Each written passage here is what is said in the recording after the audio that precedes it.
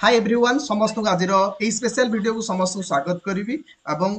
जो बहुत सारा प्रश्न रही महिला जो कैंडिडेट माने अच्छा एस्पिरेंट्स माने अच्छा फॉरेस्ट गार्ड जो माने 2024 पकई कोट ना कोटी भय अच्छी एवं भय अर्थ ही प्रश्न भी सेटा उपजुची कि मु फॉरेस्ट गार्ड आकार जदि 2024 रे तो जीबी जॉइन करी तो सेठी मते जॉब प्रोफाइल कौन मिल सेठी मु कौन करी ट्रेनिंग वगैरह कौन मिले मते हार्ड परिश्रम बहुत करिया को पड़िबो कि सेठी ता छड़ा जदि भल कथा कहबी सालारी सार मते केते मिलिबो सेठी आउ आउ कोन कार्य रहिछि तो से विषय पिला मानक गोटे उत्साह उद्दीपना कि सार सेठी कोन होछि से विषय जानिबाकू चाहूचंती कारण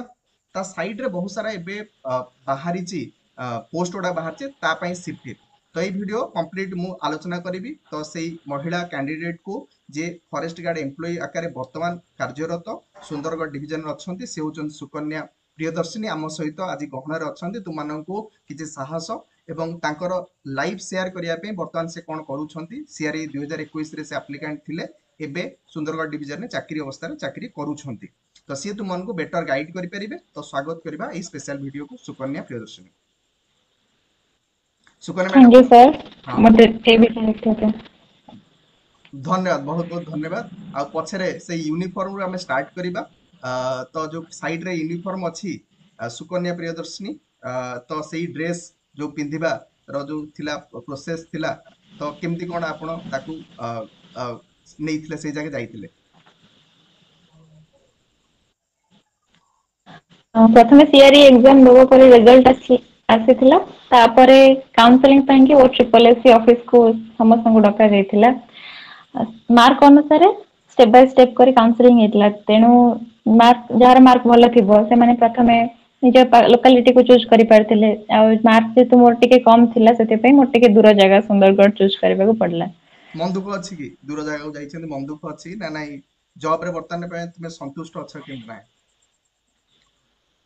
प्रथम जो सुंदरगढ़ पड़ला तो समस्ते जमती बाकी मानक फैमिली आम फैमिली भी एते दूर है केमती कौन करा ताकू नहीं भय थिला किंतु वर्तमान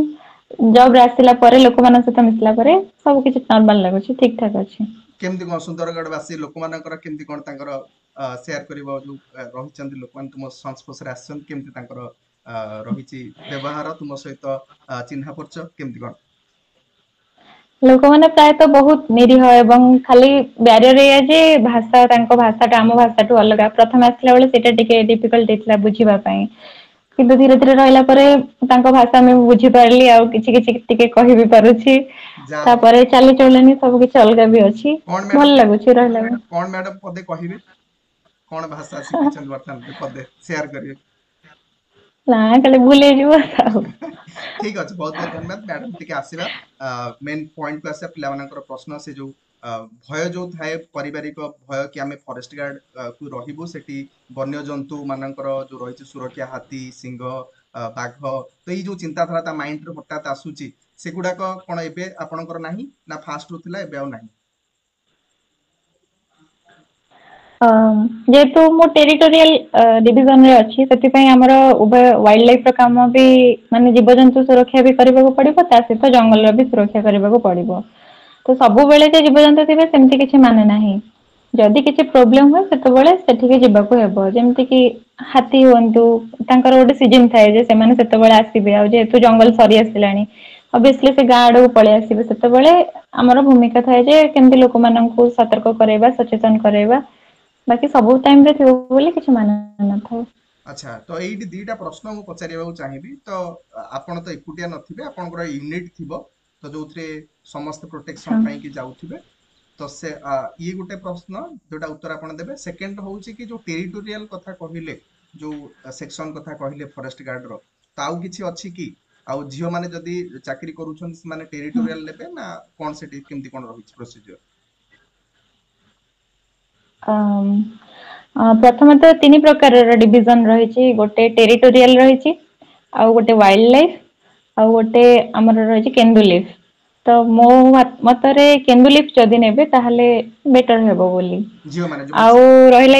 मैडम जो हाँ सिलेक्शन होउछन 2024 रे केन्दुलिप समस्त नवा पई मैडम तुमनको रेफर करछन नेले ठीक है तुमनको सुविधा आज तुमर जदी महिला आकार तुम भय दूर भय जदी अछि देन तुमको सुविधा बोली मैडम कहउछन आज्ञा मैडम तापरे हाँ तापरे यूनिट कथा आसिलारू जे प्रथम डिविजन टा हमर डिफरेंट डिफरेंट रेंज रे डिवाइड हेते तापरे रेंज रो सेक्शन सेक्शन चार्ज फॉरेस्टर थांती आज्ञा सेक्शन अंडर रे बीट थाए जहार चार्ज फॉरेस्ट गार्ड की जो आमे माने ही रही थाउ आज्ञा तो गोटे सेक्शन रे जो हिसाब रे बीट थिबो सेही हिसाब रे माने कर आम सेक्शन रे तीनोटी बीट अछि तो सेठारे आमे गार्ड 3 जण अछु त हमर से 3 जण को नै यूनिट टा गठित होइछ अच्छा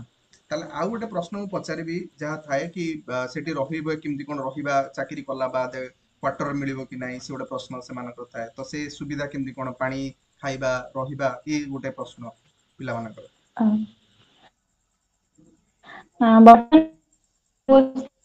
ट्राभेल हो जाउछि माने जदि तुमे जॉइन करिवो ताले आराम से क्वार्टर भी मिलि जिवो ताल क्वार्टर भी मिल जिवो पिला मानकु एटा गोटे सुविधा कथा आउ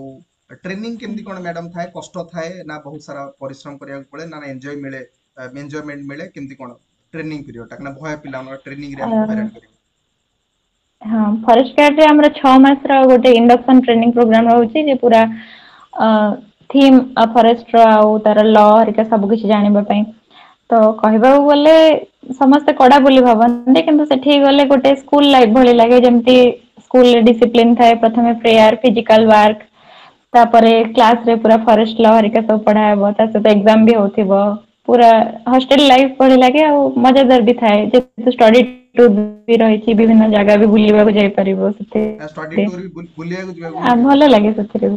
जा हो ये गोटे पिला पूरा मानकर ओडिसा सारा सब जगह को बुलिबा जाय पड़े मैडम को एबे मु पचारिबा को चाहिबी कि छुट्टी केमती कोन ता भितरे थाए छुट्टी केते कोन मिले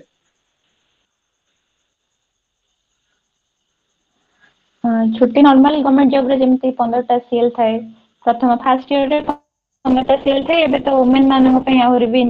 जे सीएल संगे तो से हिसाब रे एप्लीकेशन देगी छुट्टी नै जाय परिबो ता बाद सीएल को छाडिले ईएल भी थाए जोथरे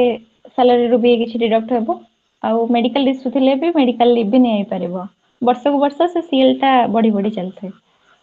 अच्छा ताल नॉर्मल जेमते ऑफिशियल जेति की छुट्टी मिलेबा कथा सेति मध्य ऑफिस अनुसार छुट्टी मध्य मिलेबा आ प्रमोशन आ सैलरी जोटा पिला हाँ लास्ट पचारिबा कथा प्रमोशन प्रमोशन तो एथरे किछि डिपार्टमेंटल एग्जाम नाही फर्स्ट कथा सीनियरिटी को देखि प्रमोशन दिया जाय तो 6 ହେଇପାରିବ ତାପରେ ନେକ୍ସଟ 10 ବର୍ଷ ପରେ ଫରେଷ୍ଟର ଡେପୁଟି ରେଞ୍ଜର ପୁଣି 10 ବର୍ଷ ପରେ ଡେପୁଟି ରେଞ୍ଜର ଯେ ରେଞ୍ଜର ହେଇପାରିବ 10 ବର୍ଷ ଗୋଟେ ପିରିୟड ରହିଛି ଆଉ ଯୋଉଥିରେ ସାଲାରୀ ବଢି ହଁ ବଢି ବଢି ଯିବ ତ ऑब्वियसली सालारी ମଧ୍ୟ ବଢି ବଢିକି ସେମାନେ ହଁ ସାଲାରୀ ମ୍ୟାଡମ କେତେ ଫାର୍ଷ୍ଟ ମନ୍ଥ ର ସାଲାରୀ କେତେ ଏବେ କେତେ ଆପଣ ନଉଛନ୍ତି କାରଣ ଆପଣ ତ ହେଇଗଲାଣି ଗ୍ୟାପ ହେଇଗଲାଣି ହଁ ଫାର୍ଷ୍ଟ ମନ୍ଥ ଫାର୍ଷ୍ଟ 6 ମନ୍ଥ ଯେହେତୁ ଟ୍ରେନିଂ ଥିଲା ସେଥିପାଇଁ କି 6 ମାସ ପାଇଁ କି ବେସିକ ପେ ହିଁ ଖାଲି ମିଳୁଥିଲା 19,900 ଗ୍ରୁପ ସି ର ଯୋଉଟା ଥାଏ 20,000 ତାପରେ ଆପ୍ରୋକ୍ସିମେଟଲି ବର୍ତ୍ତମାନ 20,000 ପାଖାପାଖି ହେଲା ଫାର୍ଷ୍ଟ ମନ୍ଥ ର ସାଲାରୀ ହଁ ତାପରେ ଡିଏ ସହିତ ଆଡ ହେଇକିନା ବର୍ତ୍ତମାନ 30,000 ପାଖାପାଖି ଏମିତି ଆସୁଛି 30,000 ପାଖାପାଖି ଗୋଟେ ଆରାମ ସେ ନିଜର ପ୍ରଫେସନ ଆକାରରେ ଭଲ ପେମେଣ୍ଟ ମଧ୍ୟ ରହିଛି ଗୋଟେ ଗ୍ରୁପ ସି ସାଲାରୀ ଆକାରରେ ତ ମ୍ୟାଡମ ଆଉ ଲାଷ୍ଟ କଥା କହିବି କି ଯୋଉ ପିଲାମାନଙ୍କର ଭୟ ଅଛି ଯୋଉ ଗାର୍ଡିଆନ ମାନେ ଚାହୁଁନାହାନ୍ତି ଫରେଷ୍ଟ ଗାର୍ଡ ଗୋଟେ ଚାକିରି କରିବା ପାଇଁ ମୋର ଯେତିକି ନଲେଜ ତ ମୁଁ ମଧ୍ୟ ଜାଣିଛି ଆପଣଙ୍କୁ ପର୍ସନାଲି ତ ଆପଣ ମାନେ କ୍ଲିୟର ମାନେ ଡିଏଲଇଡି କୋର୍ସ ମଧ୍ୟ ଆପଣ କମ୍ପ୍ଲିଟ କରିଛନ୍ତି ଫିର ବି ପାଠ ସହିତ ଫରେଷ୍ଟ ଗାର୍ଡ କୁ ମଧ୍ୟ ଚୁଜ କରିଛନ୍ତି ଏବଂ ତା ଦେହରେ ମଧ୍ୟ ମାନେ ଯେହେତୁ ଲାଇଫ ରେ ବହୁତ ସାରା ଷ୍ଟେଜେସ୍ ଚାଲିଛି ତ କୋଉଠି ନା କୋଉଠି ସମସ୍ତେ ରିକ୍ୱାରମେଣ୍ଟ ଅଛି ନିଜର ଯୋଉ ଲାଇଫ କୁ ମେଣ୍ଟେନ କରିବା ପାଇଁ ତ ଡିଏଲଇଡି ରୁ ବର୍ତ୍ତମାନ ପାଇଁ ଫରେଷ୍ଟ ଗାର୍ଡ କୁ ଆପଣ ମାନେ ଚୁଜ କରିଛନ୍ତି ତ ସେଇ ଯୋଉ ଭୟ ପିଲାମାନଙ୍କର ଅଛି ଗୋଟେ ଫରେଷ୍ଟ ଗାର୍ଡ ଯାହା ଜବ କରିବି ତ ଇଏ ଗୋଟେ କଣ ଏଇ ଯୋଉ ଚିନ୍ତାଧାରା ମତେ ଲାଗୁଛି କୋଉଠି ନା କୋଉଠି ଗୋଟେ ଖରାପ ଜିନିଷ ମତେ ତ ଫିଲ୍ ହଉଛି ସେ ବିଷୟରେ ଆପଣଙ୍କ ଠାରୁ ମୁଁ ଜାଣିବାକୁ ଚାହେଁ ପିଲାମାନଙ୍କୁ ଟିକେ କିଛି ସେୟାର କରିବେ ନଲେଜ ଯେହେତୁ ଫରେଷ୍ଟ ଆମର ଲାଷ୍ଟ ରିସୋର୍ସ ତା ବାଦ ଆଉ କିଛି ନାହିଁ ଆମେ ଏଜୁକେଟେଡ ହବା ସହିତ ସେ ରିସୋର୍ସ କୁ ଯଦି ଆମେ କନଜର୍ଭ କରିପାରିବା ତାହେଲେ ସେଟା ବେଟର ହେବ ମୋ ମତରେ ଆଉ ସବୁ ଜବ ରେ କିଛି ନା କିଛି ଡିଫିକଲ୍ଟିଜ ଥାଏ ତ ଫାଷ୍ଟ ଆସିଲା ବେଳେ ମତେ ବହୁତ ଡିଫିକଲ୍ଟି ଆସିଥିଲା କିନ୍ତୁ ଧୀରେ ଧୀରେ ସେଗୁଡାକ ସବୁ ମ୍ୟାନେଜ ହେଇଯାଏ ଏବଂ ଜବ୍ କୁ ଯଦି ତମେ ଏଞ୍ଜୟ କରିବ ତାହେଲେ ତ ସବୁ କିଛି ଭଲ ହିଁ ଲାଗିବ ଏଇଟା ମୁଁ କହିବାକୁ ଚାହେଁ ଠିକ ଅଛି ମ୍ୟାଡାମ ବହୁତ ବହୁତ ଧନ୍ୟବାଦ ସମୟ ଦେଇଥିବାରୁ ସାଡେ ସାର୍ ଫୋନ କରୁଛନ୍ତି ଫିର ବି ତା ଭିତରେ ପିଲାମାନଙ୍କ ପାଇଁ ସମୟ କାଢିକି ପିଲାମାନଙ୍କୁ କିଛି ତଥ୍ୟ ଦେଇଛନ୍ତି ଆଉ ସେମାନେ କିଛି ଭାବୁଛି ସେମାନଙ୍କର ଫରେଷ୍ଟ ଗାର୍ଡ କୁ ଯୋଉ ନ୍ୟୁନ ମନେ କରୁଛନ୍ତି ଚାକିରି ସାଲାରୀ ଆଉ ଯୋଉ ରହିଛି ସରି ଯୋଉ ଚାକିରି ଯୋଉଟା କହିଛ ଗଭର୍ଣ୍ଣମେଣ୍ଟ ଚାକିରି ପାଇବା ବହୁତ କଷ୍ଟକର। ଯଦି ଯୋଉ ପିଲାମାନେ ପାଉଛନ୍ତି ଯଦି ତାକୁ ସିକ୍योର କରିଛନ୍ତି ତାକୁ ମାନେ ନେବେ ନାହିଁ ଯେ ଫରେଷ୍ଟ ଗାର୍ଡ ଚାକିରି କରିବି ନାହିଁ ଏମିତି କିଛି ଭାବିବେ ନାହିଁ। ବହୁତ ହି ଭଲ ଚାକିରି ମ୍ୟାଡାମ କହିଲେ ଟେକ୍ନିକାଲି ଯୋଉ ଭିତର ଜିନିଷ ବହୁତ ସାରା ଜିନିଷ ତୁମମାନଙ୍କୁ ସେୟାର କଲେ। ଭାବୁଛି ସବୁ ଜିନିଷ ତୁମମାନଙ୍କରେ ପହଞ୍ଚିଥିବ। ଯଦି କିଛି କ୍ୟୁରିଜ ଥିବ ତମେ କମେଣ୍ଟ ବକ୍ସରେ ପଚାରିବ, ମ୍ୟାଡାମକୁ ପଚାରି ନେବି ଯଦି ଡାଉଟ୍ ତୁମମାନଙ୍କର କ୍ଲିୟର ଥିବ। ଆଉ ଧନ୍ୟବାଦ, ବହୁତ ବହୁତ ଧନ୍ୟବାଦ ପିଲାମାନେ ଯୋଉମାନେ ଯୋଡି ହେଇଛନ୍ତି। ମ୍ୟାଡାମକୁ କହିବି ଯଦି ଲାଷ୍ଟ କିଛି କହିବାର ଥିବ ତ କହିକି ଏଣ୍ଡ କରିବା ସେସନ। ଥ୍ୟାଙ୍କ ୟୁ ଭାଇ। ଆଉ ଏଇଟା କହିବାକୁ ଚାହିଁବି ଯେ ଯେହେତୁ ମେନ୍ ଓମେନ୍ ବିଷୟରେ ଆମେ କିଛି ଭାବିବାନି ଯେ ଓମେନ୍ ମାନେ ଆମେ ଇନଫେରିୟର ବୋଲିକିନା। ସବୁ ୱାର୍କ ପ୍ରୋଫାଇଲରେ ସମସ୍ତେ ସମାନ ଭାବରେ କାମ କରିବେ। ଆଉ ଫିମେଲ ମାନଙ୍କର ବିଶେଷ କିଛି ଅସୁବିଧା ହବନି ଯଦି ଷ୍ଟାଫ ମାନେ ବି ଯଦି ଭଲ ଥିବେ। ଆଉ ଯେହେତୁ ଆମେ ନୂଆ, ଆମେ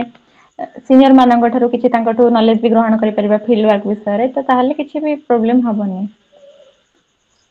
ସାଲ୍ୟୁଟ ମ୍ୟାଡାମ, ଆପଣଙ୍କୁ ବହୁତ ବହୁତ ଧନ୍ୟବାଦ। ତ ଯୋଡି ହେଇଥିବାର ପିଲାମାନଙ୍କୁ କିଛି ସେୟାର କରିଥିବାରୁ। ଆଉ ତ ଏଇଠି ରଖିବା ସେସନ୍ସକୁ। ଆଉ ତୁମର ଜବ୍ ପାଇଁ ଯୋଉ ବି ଅଛନ୍ତି ଫରେଷ୍ଟ ଗାର୍ଡକୁ ଏମିତି ଜଗୁଥାନ୍ତୁ। ଆଉ ଜଙ୍ଗଲକୁ ସୁରକ୍ଷିତ ରଖିଲେ ତ ଆମକୁ ଆଉ ଏସି ଚଲେଇବାକୁ ଘରେ ପଡିବ ନାହିଁ। ଆଉ ଆମେ ମଧ୍ୟ ସୁରକ୍ଷିତ ରହିବା। ଧନ୍ୟବାଦ, ବହୁତ ବହୁତ ଧନ୍ୟବାଦ ମ୍ୟାଡାମ।